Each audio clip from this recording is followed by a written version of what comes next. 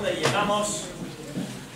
Mateo capítulo 16 es donde estamos con nuestra serie de la iglesia, que llevábamos 2 semanas habiendo hecho una pausa y habiendo visto temas de resurrección, temas de las fechas. Y hoy quiero retomar esta serie sobre la iglesia. El Señor Jesús dijo: voy a edificar mi iglesia. Y estamos aquí 2000 años después, y podemos ver que efectivamente, ya lo creo, que Cristo ha podido edificar su iglesia. Nosotros somos una microscópica parte de la iglesia, en el sentido de todas las iglesias por todo el mundo, que hoy mismo también, a lo largo de las horas del día, donde caigan, habrán congregaciones, miles y miles y miles de congregaciones que se reunirán para dar gloria y honra a quien dijo: voy a edificar mi iglesia. Ese es el Señor Jesucristo. Y hemos estado explorando, hemos estado haciendo preguntas: ¿cómo es esa iglesia? ¿Cuál de las iglesias es? ¿Es nuestra iglesia una de esas iglesias? ¿Somos parte de la obra de Cristo o no? ¿Son todos los lugares que dicen que son iglesias, son parte de lo que Cristo dijo o no? Yo creo que hemos podido confirmar de que no. Hay muchísimos lugares donde se dice: esto es una iglesia, y puede ser una iglesia, pero no es la iglesia de Cristo. Y nos conviene, nos interesa, debería ser el deseo de nuestro corazón, uno de los más profundos, que estemos en una iglesia verdadera, en una iglesia de las que Cristo está edificando. Vimos este pasaje, cómo el Señor les fue preparando a los discípulos, diciendo: ¿quién cree la gente que soy yo? Y todos tenían opiniones. Y él luego en el versículo 18, después de que Pedro diera esa declaración doctrinal tan poderosa, el Señor dijo: voy a edificar mi iglesia y nadie va a poder destruirla. Nadie, ni siquiera Satanás mismo, podrá prevalecer contra mi iglesia. Y hombres, incluso imperios, se han dedicado a erradicar el Evangelio de Cristo, y a ellos solo se les encuentra en los libros de historia. Pero aquí, a la iglesia de Cristo, se le encuentra por todo el mundo. Así que las palabras de Jesús no las iba diciendo en broma, y él sabía muy bien lo que decía. Quienes no entendían para nada eran los discípulos. Entendían muy poco de lo que el Señor decía, y el Señor sabía que no lo entendían. Era imposible que entendiesen todo lo que iba a suceder. Imposible. Y les da información sabiendo que no lo entienden, y además lo entienden mal a veces. Pero el Señor va dejando su información y su enseñanza, diciéndoles que cuando yo me vaya, va a venir alguien que os va a ayudar. Va a venir alguien que os va a guiar, porque es que sin Cristo, ¿dónde habrían ido esos 12 discípulos? Bueno, qué desastre habrían hecho si con Cristo ahí se armaban cada lío y cada conflicto. Imagínate cuando se iban o cuando se fuesen. Entonces, la última vez que estuvimos, hablamos de las diferentes iglesias y denominaciones. ¿Os acordáis? De los presbiterianos y los luteranos y los metodistas y los pentecostales y los bautistas, y solo tocamos algunas de las más conocidas. Y estuvimos viendo un poquito de eso. Yo pienso que en la iglesia deberíamos dar enseñanza bíblica al más alto nivel que sea posible. Se suele pensar, es que si quieres estudiar la Biblia tienes que ir a la universidad o tienes que ir al colegio bíblico, porque ahí es donde te van a enseñar la Biblia. No debía ser así, ¿eh? No digo que está mal ir a una universidad. Yo fui a una universidad. No está mal ir a un colegio bíblico. Nada mal. Y tiene su lugar, porque sí que es una enseñanza intensiva. Pero escúchame. Si la enseñanza del colegio bíblico o de la universidad es mejor que la de la iglesia, pobre iglesia. Por favor. Cristo no dijo, vengo a edificar mi universidad. Voy a establecer un instituto teológico. No dijo eso. ¿Qué dijo? Edificaré ¿qué? Mi iglesia. Y es en la iglesia donde se debería encontrar la mejor enseñanza, la mejor predicación, el más grande abanico de todo lo que es la Biblia. No dejemos, entre comillas, no dejemos que las universidades y los institutos hagan el trabajo de la iglesia, de los pastores y los maestros y los que enseñan, desde los jóvenes y hermanos que enseñan a los niños, hasta los que puedan tener un día una clase de escuela dominical a adultos. Esa enseñanza siempre debería ser de la más alta calidad. Porque estamos en la iglesia de Cristo. Y la iglesia merece nuestro mejor. Y si a ti te toca predicar o enseñar o cantar o lo que sea, no digas, bueno, es que es la iglesia. ¿Cómo que es la iglesia? Por favor, aquí deberíamos dar lo mejor,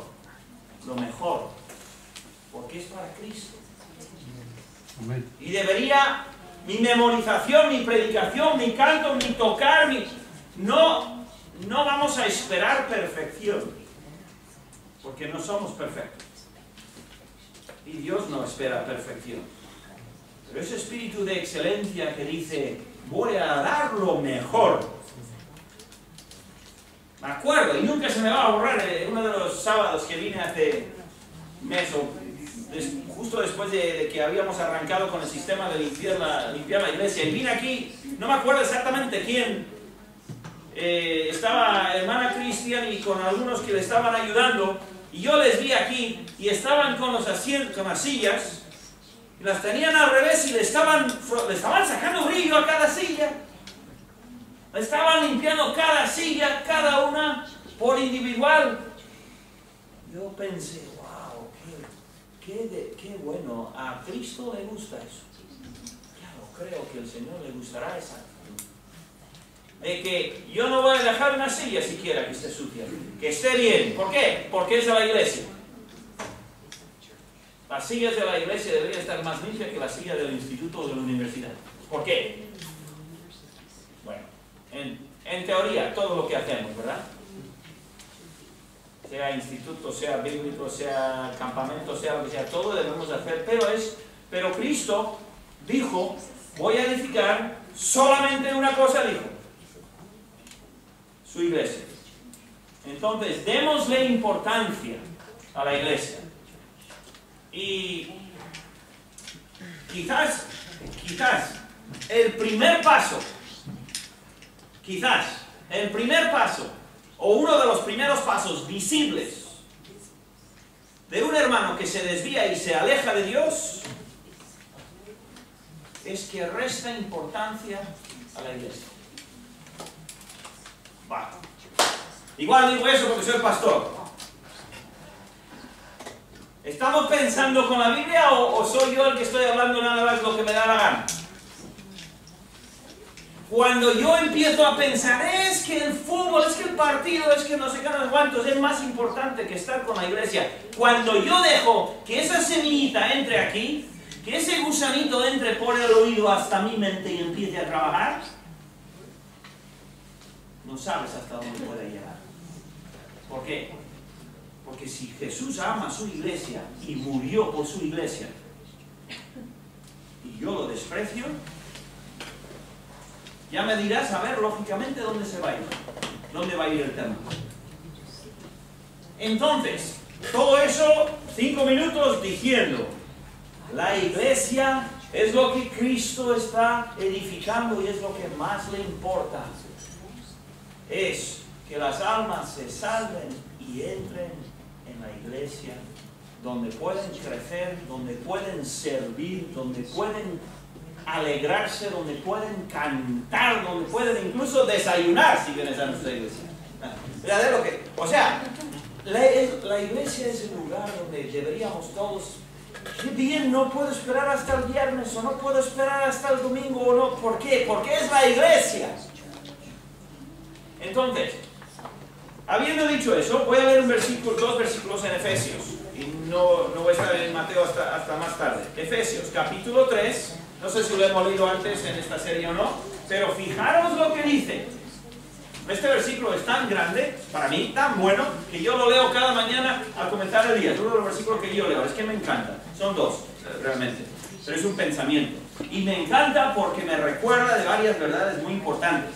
Efesios 3, 20 y 21 dice: y a aquel, tiene una A mayúscula en tu Biblia, eso es porque se refiere al Señor, y a aquel que es poderoso para hacer todas las cosas mucho más abundantemente de lo que pedimos o entendemos. ¿Eso qué quiere decir? Que a Dios le encanta sorprender con su poder y con su grandeza y con su sabiduría. Le encanta sorprender. Dice, al que puede hacer mucho más abundantemente. Mira que lo está pegando con el martillo. No da una palabra, le está dando. Que puede dar mucho más de lo que pedimos o entendemos, según el poder que actúa en nosotros. Dice, a Él sea gloria. ¿Dónde? En la iglesia. En Cristo Jesús. ¿Por cuánto tiempo? Para siempre. Para toda la eternidad. Por todas las edades, por los siglos de los siglos. Los siglos de los siglos. Amén. Es una manera de decir por toda la eternidad. La iglesia es parte del plan eterno de Dios. Y yo no quiero llegar al cielo y darme cuenta de que en la mayoría de mi vida, como cristiano, yo le di poca importancia a la iglesia y mucha importancia a mis proyectos y a mis cosas. Y la iglesia como que, bueno, pues bien, tengo mi cuadrilla o lo que sea allí, ¿no? No. Deberíamos llegar al cielo queriendo conocer a los demás de nuestra iglesia, de la gran iglesia. Vamos a hablar un poquito de ese término en un momento. Bien.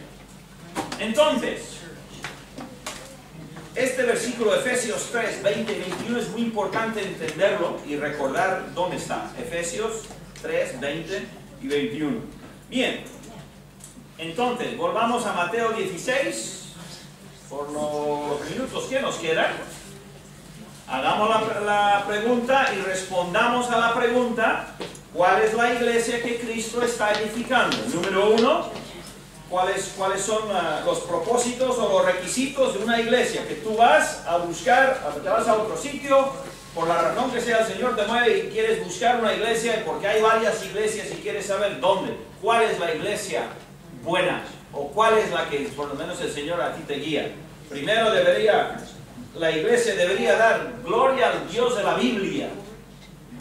Vienes a la iglesia y la gloria no lo están recibiendo los músicos, o siquiera el predicador, o nadie, sino que la gloria en esa iglesia la atribuyen siempre a Dios, siempre hablando del Señor, de Dios, de lo que Él es y de lo que Él hace. Número 2, es una iglesia, debe ser una iglesia donde se predica el Evangelio de Jesús, que es por dos cosas: arrepentimiento de los pecados y fe.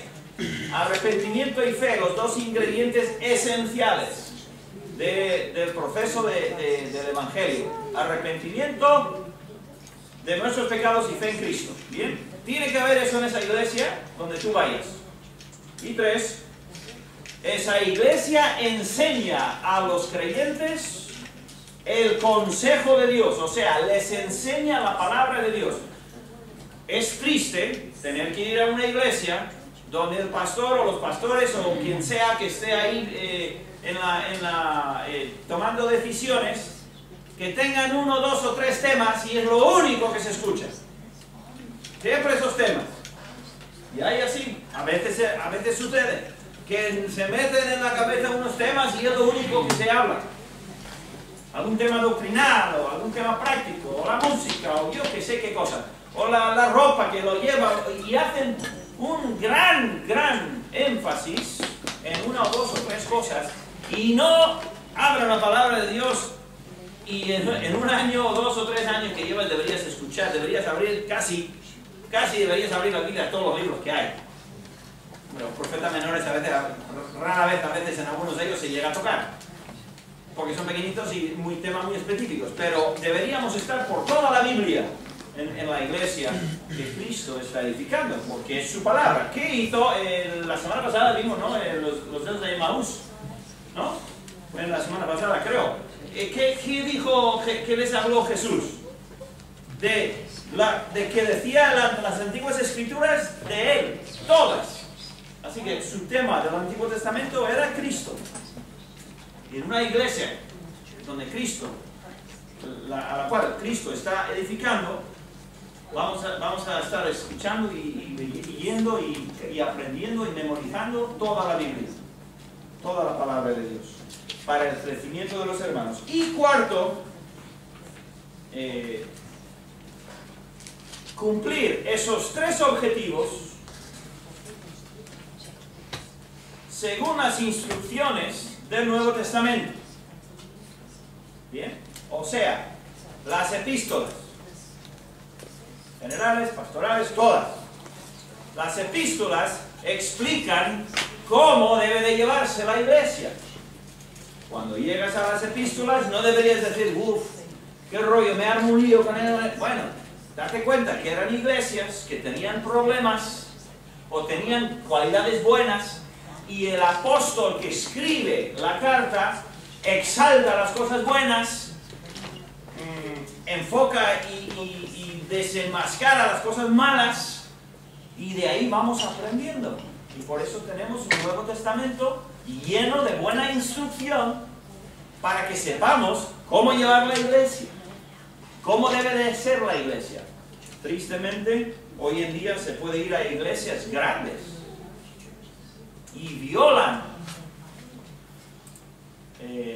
descaradamente violan algunos de estos principios. Y en esa medida no son iglesia de Cristo. Bien, hay un tema que se llama la iglesia universal o no universal. ¿Cuántos habéis oído de ese término? Bueno, algunos. Ha habido un debate por siglos y siglos sobre si la iglesia del Señor es una iglesia local o está hablando de todas las iglesias. Hoy no vamos a meternos grandemente en el tema, pero para decir que el 99% de las veces, yo no sé si es 99 o 98, pero muy alto de las veces que se habla de la iglesia en el Nuevo Testamento, el Señor está refiriéndose a una iglesia local que está funcionando como la nuestra, semana tras semana tras semana, donde se enseña, se canta, se ora, se alaba, se hace compañerismo. Una iglesia local, porque las instrucciones que tenemos en las epístolas de Pablo, de Pedro, de Juan, o sea, las instrucciones son instrucciones prácticas para una congregación, para una asamblea. No puedes decir a la iglesia que está por ahí que ofrenden. ¿Cómo? Bueno, iglesia, vamos a cantar. ¿Cómo? ¿Entiendes? Es una iglesia local. Hay un gran debate, pero sí es cierto que todas las iglesias de todos los siglos, en todos los lugares, forman un gran cuerpo, que es la iglesia de Cristo. Desde luego que hay ese sentido, y hay versículos. Yo había puesto aquí un montón, pero ¿sabes? Voy a saltar el tema, porque no creo que lo necesitamos. Si lo quieres, me lo dices y te doy las notas, y te doy más de estos pasajes. pero creo que es desviarnos un poquito del tema. Vamos a ver entonces, a proseguir con el...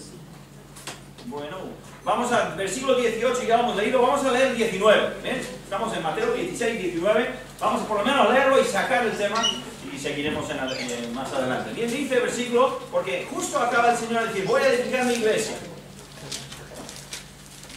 Y ahora dice, versículo 19, otro versículo que por todas las edades ha sido debatido y hay más libros y más, bueno, lo que hay este versículo. Y él dice, y a ti te daré las llaves del reino de los cielos. Y todo lo que atares en la tierra será atado en los cielos. Y todo lo que atares en la tierra será desatares en la tierra será desatado en los cielos. Y por eso, cuando llegues al cielo, en la puerta está Pedro. Si me crees, te voy a vender un terreno que tengo en la luna. No, pero es pues seguramente por ahí sale. Por ese tema, ¿no? Por ahí va el esto. Y no vamos a meternos en todo, porque yo la verdad que no lo entiendo del todo. Yo tampoco entiendo todo lo que dijo el Señor, no creas, absolutamente no. Hay cosas que también son un misterio para mí. Lo que sí puedo entender son algunas cosas que son un poco evidentes. Y vamos a mirar eso y ya terminamos. El Señor le dijo, a ti te daré las llaves del reino de los cielos, y todo lo que atares en la tierra será atado en los cielos, y todo lo que desatares en la tierra será desatado en los cielos. Cuando le das a alguien tus llaves, ¿qué le estás dando? A ver, ¿qué es esto, José? La llave del Júpiter. Si yo le doy la llave, y es lo que dijo el Señor, te voy a dar las llaves. Yo le doy la llave al Júpiter a José. ¿Cuántos me habéis visto darle o le habéis visto pedirme las llaves? Algunos sí, me pide las llaves porque él suele ir a la estación a coger. Cuando yo le doy a alguien las llaves de mi casa o de mis cosas, le estoy dando varias cosas, no solamente una llave. Y yo creo que va por ahí un poco el tema que está diciendo el Señor. Si yo le doy a Domingo, le doy las llaves de mi casa, ahí está la llave de mi casa, se supone que la casa es mía, y cuando le doy las llaves, depende para qué le doy las llaves, pero en el darle las llaves le estoy concediendo algunas cosas. Le estoy concediendo autoridad, ¿verdad? ¿Autoridad para qué? Para meterlo en la puerta, entrar y entrar en mi casa. Pero sigue siendo mi casa. Y puedo decirle, dame las llaves de nuevo, o lo que sea, pero le estoy cediendo autoridad. Cuando nosotros, y yo creo que esto tiene su lado específico en Pedro tuvo una parte especial en abrir el Evangelio al mundo gentil y todo, pero cuando nosotros, habla cuando la Biblia dice que nosotros llevamos, luego vamos a ver, que llevamos el Evangelio, cuando el Señor nos dio a nosotros el privilegio de predicar el Evangelio a una persona, ¿qué le estamos haciendo? El Señor nos da las llaves para abrir una puerta a una persona que igual nunca ha escuchado de Cristo, no sabía nada de que por su pecado merece morir, pero alguien pagó su precio, etcétera, etcétera, y nosotros tenemos las llaves del Evangelio para abrirle a una persona la oportunidad de escuchar y de creer y de tener vida. Le cedemos autoridad, pero es cedida. Realmente no es propia, es cedida. También si le doy a Domingo la llave, le doy responsabilidad también. Tiene que ser responsable con la llave. Si va a mi casa para coger yo que sé qué cosa y sale y deja la puerta abierta o deja las llaves en la puerta, ¿qué ha hecho? Pues ha sido irresponsable. O sea, que con la llave va responsabilidad, va autoridad. Pero otra cosa también muy importante. Y puede haber más, pero yo me he enfocado en estos tres temas. Autoridad, responsabilidad y confianza. Yo no le doy la llave de mi coche a cualquiera. ¿Por qué? Porque le estoy dando autoridad, le estoy dando un privilegio, eso no lo comenté, pero un privilegio de coger mi coche, entrar en mi casa o llevar mi coche, pero también es confianza, porque le estoy permitiendo abrir. Y el Señor cedió, como vamos a ver más adelante, cedió el trabajo de predicar el Evangelio y edificar la iglesia, lo dio a los discípulos. No sin ayuda, claro, porque por favor, ¿qué habría pasado si no les ayuda el Señor? Es lo mismo que si lo intentáramos hacer nosotros. Entonces esta llave, este versículo con las llaves, no es Pedro sentado ahí a la puerta con las llaves, tú sí, tú no, tú sí, tú no. No tiene nada que ver con eso. Sino que el Señor le está cediendo autoridad, le está cediendo responsabilidad, le está dando privilegio de participar y privilegio de tener esa confianza de Dios. Y tenemos que entender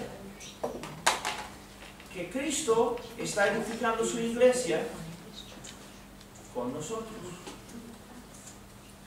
No nosotros como ladrillos secos que no hacen nada, sino como parte viva de su iglesia, predicando el Evangelio, viviendo como luz y como sal, y extendiendo el Evangelio a través de nuestras vidas. Por eso cada uno de vosotros, los que sois de la congregación y los que estáis, que sois de la iglesia, cuando salís de aquí a vuestros hogares en un rato, está saliendo la iglesia. La gente cuando está allá afuera y ve toda la gente que sale, se preguntará y dirán 4000 cosas. Si saben que es iglesia, pues tendrán sus reacciones diferentes. Algunos pues se burlarán, otros dirán pues está bien y qué bien viste esa gente, o qué amables son, o qué buen ambiente, o yo que sé qué cosas, dirán un poco de todo, depende de cada persona.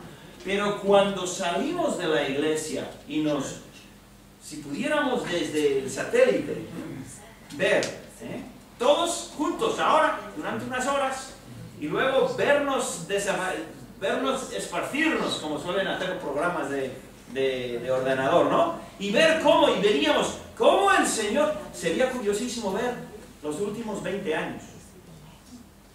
Verlos en movimiento, como si fueran ríos, cada domingo, como suelen hacer time-lapse, y ver cómo al principio el grupito dentro de ese localcito eran 10 o 11 o 12, pero luego cada vez más, y hoy pues, cuando sale la iglesia se van a un buen grupo que se montan en algo que los encaja todos en uno y van hasta Urrechu, y ahí se esparten por Urrechu, Tumarra, Gadalapi, y luego hay algunos más unos poquitos que se van hacia Tolosa, algunos más, y los demás se esparcen por el Goyer. ¿Y qué está haciendo la iglesia? No, más bien, ¿qué está haciendo Cristo? Está esparciendo la luz. No vivimos aquí, no traemos aquí tiendas de campaña y camas y colchones y a dormir y vivir aquí. No. Venimos aquí para lo que es necesario y lo que debemos, y salimos para formar parte de esa iglesia que está creciendo y está dando el Evangelio. Eso es lo que Cristo dijo cuando dijo: voy a edificar mi iglesia, y toma llaves Pedro, y luego después de Pedro todos los creyentes hasta el fin del mundo. Hasta el fin del mundo. Entonces, ya es tarde, vamos a parar, seguiremos Dios mediante, no la semana que viene en este tema, en otro tema, pero ya en un par de semanas. ¿De acuerdo? ¿Estamos bien? Sí. Gloria a Dios. Vamos a ver. Gracias, Señor, por este